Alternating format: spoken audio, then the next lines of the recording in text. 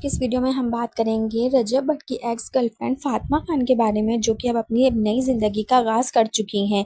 जी हां दोस्तों, फातिमा खान ने निकाह कर लिया है और अपने निकाह की खूबसूरत वीडियोस और तस्वीरें मदाओं के साथ शेयर करती हैं। एक के मुकर जाने से ज़िंदगी ख़त्म नहीं हो जाती, बल्कि अल्लाह जब चाहे तो खुशियाँ अता कर देता है। फातिमा ने मज़ीद कहा कि वो अब अपनी ज़िंदगी में बहुत खुश और अल्लाह का बहुत शुक्र अदा करती, उन्हें अच्छा हमसफ़र मिल गया।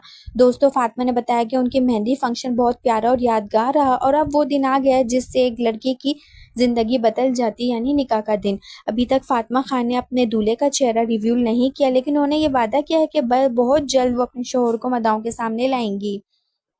आइए मिलकर देखते हैं कि फातिमा ने क्या कहा।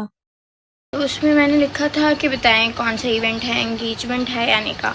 तो आधे से ज़्यादा लोगों के कमेंट्स आ रहे हैं भाई शूट ब्रो। माँ मेरी आके भी चेंज कर रही है, मतलब रात के 2:30 बज गए और कौन सा ऐसा शूट है जो रात के 2:30 बजे ख़त्म होता है।